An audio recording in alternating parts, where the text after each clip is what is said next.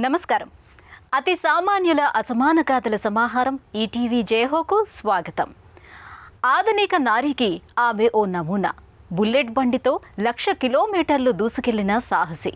వేలాది మహిళలకు బైక్ నేర్పిన ఆదర్శ మహిళ. బీహార్లో మంచినీటి విషయాలకు విరుగుడు కనిపెట్టారు 3 విద్యార్థులు. స్వచ్ఛ నీటి పరికరం ఆవిష్కరించి ఆశాకిరణాల్లా మెరిశారు. విదేశాల్లో స్వదేశీ గుమగుమలు పంచారు కోల్కతాలో చెయ్యి తిరిగిన వంట మనిషి. ఉపాధిని కబళించిన కోవిడ్ సంక్షోభ కాలంలో ఉపాయంతో ముందుకెళ్లారు.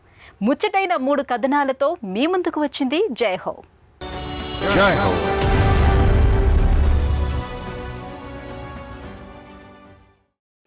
నవీన మహిళకు నిజమైన నమూనా ఆమె. పేరు జయభారతి.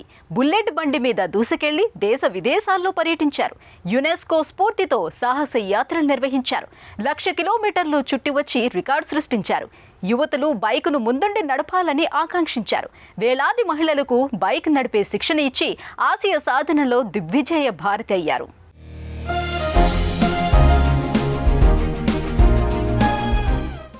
ఈమె పేరు జయభారతి. వృత్తిరీత్యా ఆర్కిటెక్ట్, ప్రవృత్తిరీత్యా బైక్ రైడర్. మోటార్ బైక్ నడపటం ఎంతో ఇష్టం. చివరికి బైక్ రైడింగ్ అభిరుచితో లండన్లో ఉద్యోగం వదిలివేశారు.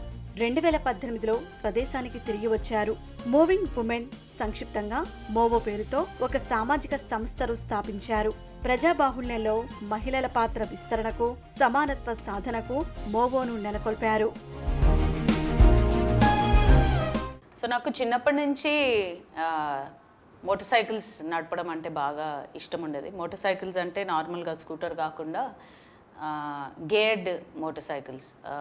ఇప్పుడు ప్రస్తుతానికి నా దగ్గర 2 రాయల్ ఎన్ఫీల్డ్ 500cc వెహికల్స్ ఉన్నాయి. సో లాస్ట్ ఒక 10 ఏళ్ళ నుంచి నేను మోటార్ సైక్లింగ్ ప్యాషన్గా బాగా నడిపిస్తున్నాను. అండ్ 10 ఏళ్లలో నేను గో యునెస్కో అని 2022లో ఇండియా మొత్తంలో ఉన్న యునెస్కో సైట్స్ అన్నిటినీ మామూలుగా ట్రావెల్, మోటార్ సైకిల్ అని కాదు, బస్లో, కార్లో, ఫ్లైట్లో అన్నిట్లో కలిపి ఒక ఛాలెంజ్ విన్ అయ్యాను అనమాట, గో యునెస్కో. అంటే దాని 1 ఇయర్లో యునెస్కో సైట్స్ ఇండియాలో ఎన్ని ఉన్నాయో అన్నీ చూడడం అదొక చిన్న ఛాలెంజ్. అది ట్రావెల్ చేసినప్పుడు నాకు ట్రావెల్ పట్ల ఇంకా కొంచెం ఎక్కువ ప్యాషనేట్ అనిపించి తర్వాత కూడా ఎక్కడికి వెళ్ళినా యునెస్కో సైట్స్కి ట్రావెల్ చేయాలి అని ఒకటి పెట్టుకున్నాను అనమాట.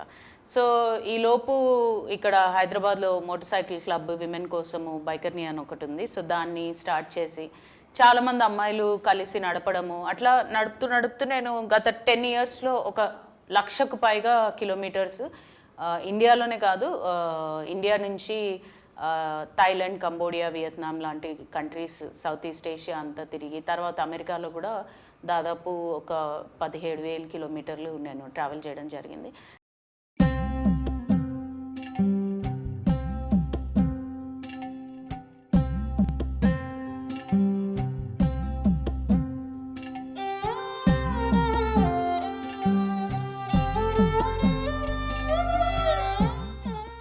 బై విమెన్ ఫర్ విమెన్, మహిళల ద్వారా మహిళల కోసం అనేది మోవో లక్ష్యం. ప్రజాబాహుళ్యంలో, ప్రజారంగాలలో స్త్రీలు చురుకైన సమాన పాత్ర పోషించాలి. ఈ దిశగా మహిళల విజయగాథలలో మన దేశంలో రహదారులది ముఖ్య పాత్ర. మోవో సంస్థకు రహదారులకున్న అనుబంధాన్ని తెలుసుకోవాలంటే మోవో వ్యవస్థాపకురాలు జయభారతి విజయయాత్రను ఓసారి అవలోకించాలి. 2019లో మోవో సోషల్ ఇనిషియేటివ్స్ ఫౌండేషన్ స్టార్ట్ చేశాము. నేను మోటార్ సైకిల్ నడుపుతాను, వేరే దేశాలకి కూడా నేను నా మోటార్ సైకిల్ పైన వెళ్ళాను. అయితే వెనక్కి తిరిగి మన దేశంలో చూస్తే చాలామంది మహిళలకి కనీసం ఒక స్కూటర్ నడపడానికి కూడా రాదు. ఎందుకంటే చాలామంది భయపడతారు, మనం నేర్చుకోగలుగుతామో, మనకు వస్తుందా, మనకి రాదా అనే చాలా అపోహలు, ధైర్యం లేకపోవడం ఒకటి చాలా చూస్తూ ఉంటాము. సో మనకు వచ్చిన చిన్న విద్య, ఒక బండి నడపడం, మన దేశంలో, మన రాష్ట్రంలో మహిళలకి కూడా నేర్పించాలనే ఒక థాట్ ప్రాసెస్ తోటి మోవో సోషల్ ఇనిషియేటివ్స్ స్టార్ట్ చేశాము. ఇప్పటికి 2,000కి పైగా మహిళలకి మనము బండి నడపడంలో ట్రైనింగ్ ఇచ్చాము. ఇందులో కొంతమంది వాళ్ళ ఓన్ పర్పస్కి ఈ బండి నేర్చుకోవడం జరిగింది. అంటే వాళ్ళు పిల్లల్ని స్కూల్కి దింపడం కానీ, వాళ్ళ చిన్న చిన్న బిజినెసెస్ నడిపించుకోవడం కానీ. ఇప్పుడు కొంతమంది ఒక 10-20 మంది జాబ్స్ కూడా చేస్తున్నారు ఈ బండి నేర్చుకున్న తర్వాత. సో ఇంకా ముందు 2 వీలర్సే కాకుండా 3 వీలర్స్, ఆ తర్వాత ఇంకో 1 or 2 ఇయర్స్లో కారు కూడా నేర్పించి మహిళలందరూ డ్రైవింగ్లో మంచి శిక్షణ పొంది రోడ్ సేఫ్టీ కూడా పాటించేటట్టు మేము ట్రై చేస్తున్నాం. ఆమె తన ఎడతెగని సుదీర్ఘ సాహసయానంలో ఓ దశలో స్వయం సహాయక మహిళలతో కలిసి పనిచేశారు. సో ప్రస్తుతానికి 2 yearsలో 2.5-3 years అయింది. ఆల్మోస్ట్ 3.5 yearsలో 2000కి పైగా మహిళలకి 2 wheelers నేర్పించాము. అయితే ఇందులో చాలామంది వాళ్ళ సొంత పర్పస్కి, అంటే చాలామంది సెల్ఫ్ హెల్ప్ గ్రూప్ విమెన్ కానీ, కాలేజ్ స్టూడెంట్స్ కానీ, కాలేజ్కి వెళ్ళడానికైనా లేకపోతే వాళ్ళ చిన్న చిన్న బిజినెసెస్ చేసుకోవడానికైనా మన దగ్గర నేర్చుకుని ఇప్పుడు చాలా వాళ్ళంతలో వాళ్ళు వెహికల్స్ కొనుక్కోవడం కానీ లేదా ఇంట్లో ఉన్న వెహికల్ని వాడడం కానీ, సో చాలామంది దీని నుంచి హెల్ప్ పొందారు. చాలా మ్యాక్సిమం ట్రై చేశాను, కానీ నేర్పించడానికి నాకు ఇంట్లో ఎవరు సపోర్ట్ చేయలేదు. ప్రజెంట్ లేడీస్కి ఫస్ట్ బండి నేర్పించమంటే మీరు రోడ్ మీదకి వెళ్ళి ఏమి ఎలా పెడతారు అంటారు సార్. ఫస్ట్ ఆఫ్ ఆల్ లేడీస్కి వచ్చే క్వశ్చనే ఇది. ఎవరు లేడీస్కి బండి నేర్పించమంటే అంత ఈజీగా నేర్పించరు. ఇంకొకటి ఏంటంటే లేడీస్ బండి నేర్చుకోవడానికి బయటకు వెళ్తున్నారంటే జెంట్స్ కంటే ఎక్కువ ఇంట్లో రెస్పాన్సిబిలిటీస్ లేడీస్కి ఉంటుంది. ఒక అమ్మాయి బయటికి వెళ్ళి బండి నడుపుతుందంటే వాళ్ళు ఎన్నో ఆలోచనతో బయటకు వెళ్తారు సార్. అదే ఒక జెంట్స్కి ఏదైనా ప్రాబ్లం అయింది అనుకోండి, తను సైలెన్స్గా ఇంట్లో ఉంటే జెంట్స్ వర్క్ చేస్తారు, లేడీస్ వర్క్ చేస్తారు. ఇద్దరు వర్క్ చేసుకుంటూ ఆ అమ్మాయి ఆ ఫ్యామిలీని సెట్ చేసుకోగలదు. అదే ఒక ఆడపిల్ల, ఒక మహిళ ఇంట్లో డల్ అయి కూర్చుంది అనుకోండి, ఆ ఫ్యామిలీ పొజిషన్ ఎలా ఉంటుంది? అలాంటి సిచ్యువేషన్స్లో మా దగ్గర మోవోలో నేర్చుకొని జెంట్స్ ఇంట్లో డల్గా ఉన్న లేడీస్ బండి నేర్చుకొని జాబ్ చేస్తూ వాళ్ళ ఫ్యామిలీస్ని సెట్ చేసుకున్న వాళ్ళ లేడీస్ కూడా ఈ మోవోలో ఉన్నారు. మోవో తన లక్ష్యం సాధించేందుకు స్వయం సహాయక మహిళా వ్యవస్థ తోడ్పడింది. హైదరాబాద్, నారాయణపేటలలో మహిళలకు ప్రత్యేక మోటార్ ట్రైనింగ్ శిక్షణా కేంద్రాలు ఏర్పాటయ్యాయి. ఊబర్ ఈట్స్, హీరో మోటోకార్ప్, ఈటీఓ మోటార్స్ తో భాగస్వాములు ఏర్పడ్డాయి. పబ్లిక్ రంగంలో మహిళలు ఎక్కువగా కనపడితే మిగిలిన మహిళలు భరోసాగా భావిస్తారు. మహిళా డ్రైవర్లు నడిపే వాహనంలో మహిళా ప్రయాణికులు మరింత భద్రతగా భావిస్తారు. ఇది పురుషుల పని, ఇది మహిళల పని అనే వెనుకబాటు ఆలోచనలకు చరమగీతం పాడేందుకు వీలవుతుంది.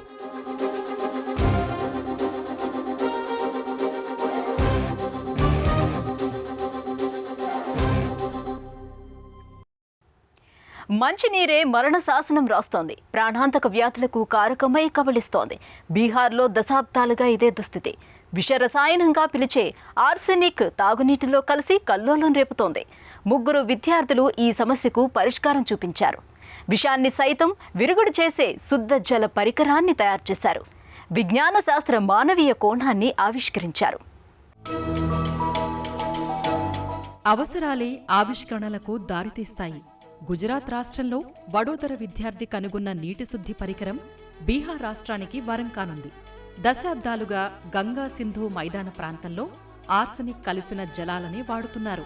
క్యాన్సర్ లాంటి ప్రాణాంతక వ్యాధుల బారిన పడుతున్నారు. Baroda MS university under graduation విద్యార్థి అక్షయ్ ఆదర్శ్ తన మిత్రులిద్దరితో కలిసి మ్యాగ్నెటిక్ ఫిల్టర్ పరికరాన్ని రూపొందించాడు. వీటినిప్పుడు 5 గ్రామాలలో ఉపయోగిస్తున్నారు. ఈ పరికరంపై వీరికి పేటెంట్ కూడా లభించింది.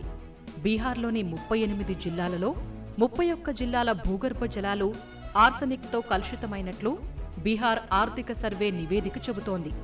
ఈ నీటిలో కార్సినోజిన్గా పేరు పొందిన ఆర్సెనిక్ విషం కలిసిందని ఆ నివేదిక తెలిపింది. ఇది క్యాన్సర్ కారకమని వైద్య నిపుణులు తేల్చారు. हम लोगों ने बिहार के आर्सेनिक इफेक्टेड डिस्ट्रिक्ट्स में वाटर स्टडी कंडक्ट किया एंड वहां पे మేము బీహార్ భూగర్భ జలాల్లో విష ప్రభావం ఉన్న జిల్లాల్లో సర్వే చేశాం. నమూనాలు సేకరించి పరీక్షించాం. అనుమతించిన దానికంటే ఆర్సెనిక్ అధికంగా ఉందని తేలింది.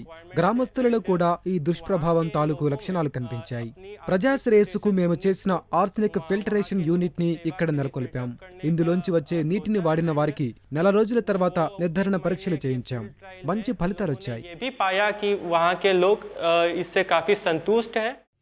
పట్నాలో ఉంటున్న అక్షయ్ అక్కడి తన స్నేహితులు అభిజిత్ కుమార్, అర్పిత్ కుమార్తో కలిసి ఈ పరికరాన్ని తయారు చేశాడు.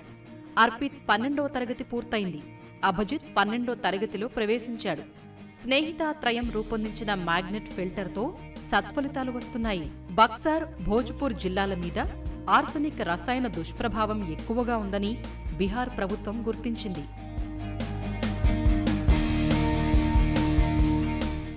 बच्चों के साथ 2017 से जुड़ी हुई हूँ. నేను ఇక్కడ 2017 నుంచి పాఠాలు చెబుతున్నాను. ఇక్కడ నా పని పరిశోధన ప్రాజెక్టులకు మార్గదర్శనం చేయటం, కావలసిన వస్తువులు ఇవ్వటం. ఈ ముగ్గురు విద్యార్థులు 2017లో ఆర్సెనిక్ ప్రాజెక్టును ప్రారంభించారు. వీళ్లు నేషనల్ చిల్డ్రన్స్ సైన్స్ కాంగ్రెస్ లో చాలా సాధారణ ప్రాజెక్టుగా దీన్ని ప్రదర్శించారు. ఇంత వేగంగా తయారు చేస్తారని మేము అస్సలు అనుకోలేదు. అర్పిత్, అభిజిత్, అక్షత్ కష్టపడి పనిచేసే తత్వం, వాళ్ల పథం, దృక్పథం అన్ని కారణాలే. इतने आगे तक पहुंचाया। ఇక్కడ ఫిల్టర్ అమర్చక ముందు మేము బకెట్లో నీళ్లు తెచ్చుకునే వాళ్ళం. అవి క్రమంగా పసుపు పచ్చ రంగులోకి మారేవి. ఫిల్టర్ పెట్టిన తర్వాత నీళ్లు చాలా తేటగా మంచిగా మారాయి. ఇప్పుడు మంచినీళ్లు తీయగా బాగున్నాయి. నీళ్లిప్పుడు పలచగా ఉన్నాయి. గతంలో కాస్త మందంగా ఉండేవి, ఇప్పుడు బాగున్నాయి. వాటర్ ఫిల్టర్ నిర్మాణం, రూపకల్పన పనుల్లో మేము ఒక బృందంగా ఏర్పడి పనిచేశాం. నాకు అప్పగించిన ముఖ్య బాధ్యతలు ఫిల్టర్ నిర్మాణాలను ధృవీకరించడం, వాటిని మరింత మెరుగుపరచడం. నిజానికి ఈ పనులు మెకానికల్ ఇంజనీరింగ్ విభాగానివి, కానీ ఇప్పుడు ప్రత్యేకంగా నా బాధ్యత అయింది. 2018 చిల్డ్రన్స్ సైన్స్ కాంగ్రెస్లో ప్రదర్శించిన ఈ అంశానికి A+ గ్రేడ్ వచ్చింది.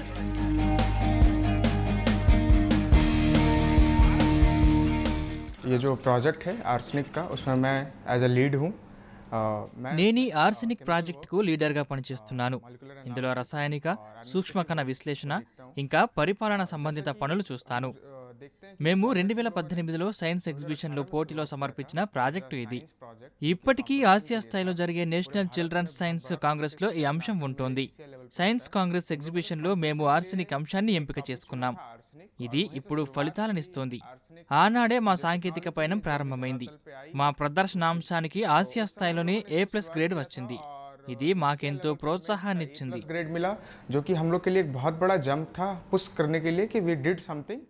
ఒక్కో మ్యాగ్నెటిక్ ఫిల్టర్ ప్లాంట్ నుంచి గంటకు 800 లీటర్ల శుద్ధ జలాలు వస్తాయి.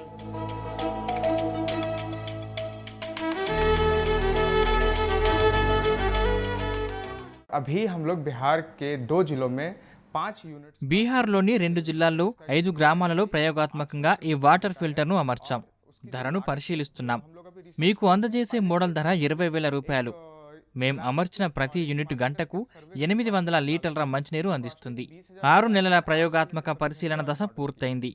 మొదటి దశలో డిజైన్ను, నిర్మాణం మన్నికను అధ్యయనం చేశాం. ఆర్సెనిక్ విషాల తొలగింపు దీనితో సునాయాసమైంది. ఈ సాంకేతికతను అందిపుచ్చుకోవటానికి ఇప్పుడు ప్రజల్లో అవగాహన కల్పిస్తున్నాం. మేం చెప్పేదేమిటంటే, ఇందులో సాంకేతిక అంతా అయస్కాంత ఆధారితం, పర్యావరణ హితం, నిర్వహణ సులభం, పైగా ఖర్చు తక్కువ. నీరు వృధా కాదు. ఆర్వో ఫిల్టర్లలో ఎంతో నీరు వృధాగా పోవటం మనకు తెలుసు. అందులోనూ ఈ సాంకేతికత పద్ధతిలో బురద తయారవ్వదు. 4 से 5 ग्राम स्लज निकला, जो उसमें भी 11% आर्सेनिक का था, जो कि मैनेज करना बहुत ईजी. ఈ ఫిల్టర్ యూనిట్ను 32,000 రూపాయల ప్రారంభ ధరతో రూపొందించారు. किलकारी ने जब बिहार में काम करना शुरू किया था, మేము బీహార్లో కిల్కారీ బాలభవన్లో పని ఆరంభించినప్పుడు జాతీయ బాలభవనంలో బాలశ్రీ అనే పథకం ఉంది. ప్రతి సబ్జెక్ట్లో ప్రతిభావంతులైన విద్యార్థుల కోసం అన్వేషణ సాగించాం. బీహార్లో తొలిసారి సైన్స్లో అలాంటి యత్నం అది. కానీ వచ్చి పాల్గొనేవారే లేకపోవటంతో నిరుత్సాహపడ్డాం. ఏ పిల్లలు ధైర్యంగా ముందుకు రాలేదు. ఇక లాభం లేదని మా పిల్లల్ని తీసుకొచ్చి పోటీలలో పాల్గొనాలని ఒత్తిడి చేశాం. సైన్స్ వంట పడితే అద్భుతాలు చేయవచ్చు, కానీ ఈ విద్యా విధానంలో మేమలా చేయటంలో విఫలమయ్యాం. సైన్స్ అంటే ఆసక్తి కలిగించలేకపోయాం. ఆ దార్శనికత ఇవ్వలేదు. అందువల్ల మేము పట్టుదలతో సైన్స్ కోసం పనిచేయటం ఆరంభించాం. ఇన్నాళ్లకు ఇదే బీహార్ పిల్లల్ని ఇంతటి ఉన్నత స్థాయిలో చూస్తుంటే ఎంతో సంతోషంగా ఉంది. భవిష్యత్తు మీద ఎంతో దార్శనికతతో ముందుకొచ్చారు. भूमि और इतने विकसित दृष्टिवान बच्चे और जिनके प्रोजेक्ट इतने आगे बढ़ रहे हैं. కలుషితమైన నీటి నుంచి విష రసాయనాలను వేరు చేయటం అనేక దశల్లో కొనసాగుతుంది. వరుస వారీగా చూస్తే మ్యాగ్నెటిక్ ఛాంబర్కు పంపిస్తాం. ఆర్సెనిక్ అవశేషాలను బయటకు పంపిస్తుంది. పరికరం ద్వారా నీటిని పంపిన తర్వాత ఆర్సెనిక్ సాంద్రత దాదాపు 98 నుంచి 99% తగ్గుతుంది. దీని నిర్వహణ కోసం విద్యుత్తు అవసరం లేదు. నీటి వృధా ఎంత మాత్రమూ ఉండదు. విద్యార్థులు నవసమాజ నిర్మాతలు. వారి విజయాలకు బాలభవన్లు బాట వేయాలి. రేపటి పౌరులుగా వారు అద్భుతాలు సృష్టిస్తారు. ఇలాంటివి మరెన్నో ఆవిష్కరిస్తారు.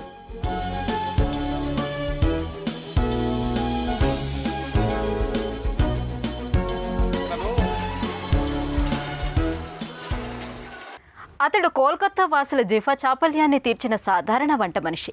విదేశాల్లో గరిటె తిప్పిన స్వదేశీ పాకశాస్త్ర నిపుణుడు. వీధి పక్క వంటగాళ్ల విధిరాతను కోవిడ్ తలకిందులు చేసిన వేళ తన నైపుణ్యాలతో విజృంభించాడు. తోటి వంటవారితో కలిసి అవకాశాలు సంపాదించాడు. అతడి భారతీయ గుమగుమలకు టర్కీ లాంటి దేశాలే ఫిదా అయ్యాయి.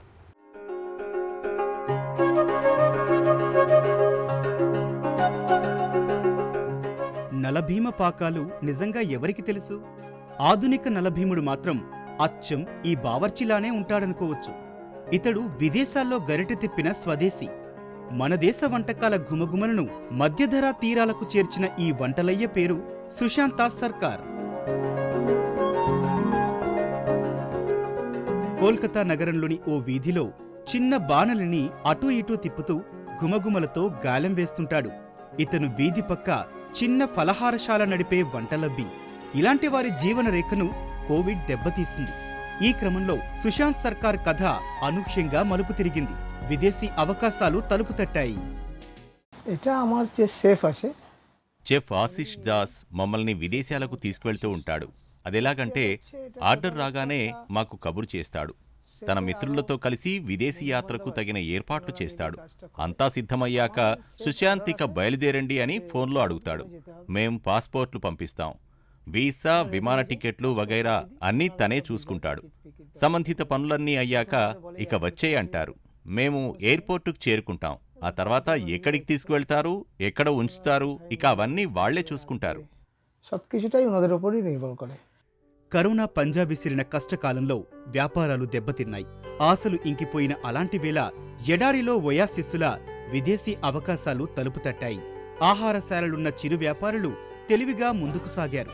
సెంట్రల్ కోల్కతా, బర్సాత్, బర్ద్వాన్లో ఆహారశాలలు నిర్వహించే 5 వంటగాళ్లు 25 మందితో జట్టు కట్టారు. ఆ సమయంలో టర్కీలోని అంటాల్యాలో ఓ విలాస విడిది కేంద్రం డెస్టినేషన్ పెళ్లిళ్లకు వేదికైంది. ఢిల్లీ సంపన్న కుటుంబంలో వివాహం వైభవంగా జరిగింది. కాన్పూర్, గోరఖ్పూర్, ఢిల్లీ నుంచి 100 మందికి పైగా అతిథులు హాజరయ్యారు. చవులూరించే వంటకాల తయారీకి కోల్కతా నలభీములకు పిలుపొచ్చింది. బఫే భోజనంలో అతిథులకు చైనీస్, తందూరి, మంగోలియా వంటకాలు సిద్ధం చేశారు. అలా వంటలకు వెళ్లిన సుశాంత్ సర్కార్కు తడవకి 10,000 నుంచి 20,000 రూపాయల వరకు ఆదాయం వచ్చింది. అదనంగా వసతి, భోజన సదుపాయాలు సరేసరి. అక్కడ నేను ఎంతో నేర్చుకున్నాను. వాళ్ల వంటకాలు చేయడం నచ్చింది. నేను ఆ ప్రాంతానికి, అక్కడి వారికి పరిచయం అయ్యాను. వారి నుంచి స్పందన వచ్చింది. అందరి ఆదరాభిమానాలు దక్కాయి. నేనక్కడ నేర్చిన కొన్ని వంటకాలను ఇక్కడ మా రెస్టారెంట్లో ప్రవేశపెట్టాను. కొన్ని వంటకాలైతే పూర్తి వైవిధ్యంతో ఉన్నాయి. టర్కీ కోడికూర, టర్కీ చేపల కూర నా రెస్టారెంట్లో తప్ప కోల్కతాలో మరో చోట దొరకదు. ఈ దేవీ నవరాత్రుల శుభవేళ నేను టర్కీ వంటకం డోనా కబాబ్ నా కస్టమర్లకు రుచి చూపిస్తాను. నేను నేర్చుకుంటున్న తీరిది. కొన్ని నేను నేర్చుకున్నాను, ఇంకొన్ని తెలుసుకుంటాను. 15 ఏళ్ల నుంచి సుశాంత్కు వంటకాలు చేసి వడ్డించే పని. తల్తలా దగ్గర ఏఎస్ఎన్ బెనర్జీ రోడ్లో చిన్న రెస్టారెంట్ ప్రారంభించాడు.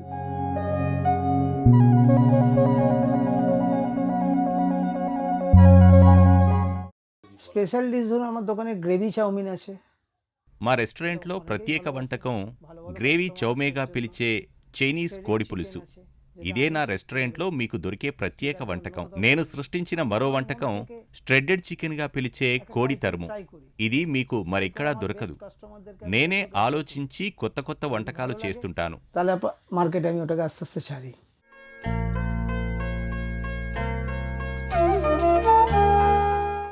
సర్కార్కు యూరప్ వెళ్లడం టర్కీ యాత్రతోనే మొదలైంది.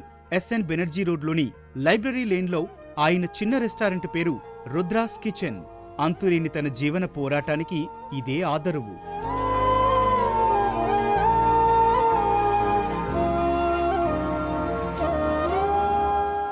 আমি বিনোদ দুজনে একসাথেই পাসপোর্ট বানিয়েছিলাম. నేను వినోద్ అనే నా మిత్రుడు ఇద్దరం కలిసి పాస్పోర్టులు తీసుకున్నాం. అదే ఒక ఐరోపా దేశానికి మా తొలి ప్రయాణానికి పడిన స్టాంప్. నాకెంతో సంతోషంగా ఉంది. ఒక నిరుపేద కుటుంబానికి చెందిన మిత్రుణ్ణి నేను విదేశాలకు తీసుకువెళ్లగలిగాను. బాల్యం నుంచి అతడు నా కుటుంబం గురించి శ్రద్ధ తీసుకున్నాడు. అతడికి దివ్యాంగుడైన సోదరుడున్నాడు. వినోద్ కష్టసుఖాల్లో నా వెంటే ఉన్నాడు. నేను అలాగే ఉన్నాను. మా విజయం అనివార్యం. నేను ఫుట్పాత్ మీద ఆహారాన్ని విక్రయిస్తున్నాను. తొలుత లైబ్రరీ లేన్లో చిన్న దుకాణం పెట్టాను. 14 ఏళ్లు అందులో ఆహారాన్ని విక్రయించాను. కొత్త భవనాలు రావడంతో ఆ ఆహారశాలను మూసివేశాను. అనంతరం చాలా చోట్ల హోటళ్లలో, రెస్టారెంట్లో పనిచేశాను. భూటాన్ వెళ్లి కొంతకాలం అక్కడి డ్రగ్స్ హోటల్లో పనిచేశాను. తిరిగి వచ్చి కోల్కతాలో చిన్న దుకాణం తెరిచాను. దేవుని దయతో ఓ చిన్న దుకాణానికి యజమాని అయ్యాను. అదే నా జీవితంలో మేలుమలుపు. ప్రజలకు నా గురించి అప్పుడే తెలిసింది. হ্যাপি প্লাস ভগবানকে আমি থ্যাঙ্কস জানাই যে আমাকে একটা ছোট্ট জায়গা করে দিয়েছে নিজের পরিচয় করার জন্য. సుశాంత చైనీస్, మంగోలియన్, తందూరీ వంటకాల తయారీలో సిద్ధహస్తుడు.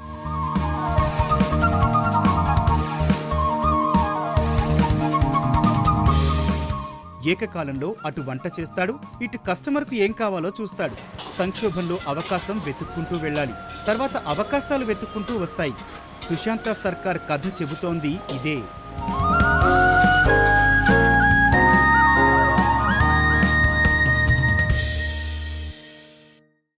ఉద్యోగం వదిలారు, ఉద్యమ స్ఫూర్తితో కదిలారు. బైకులు నడపడంలో మహిళలకు శిక్షణ ఇచ్చిన జయభారతి.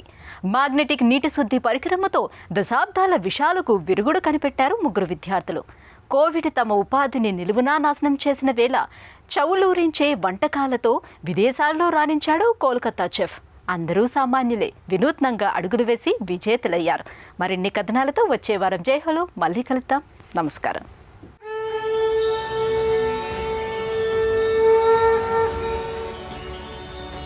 Jai Ho.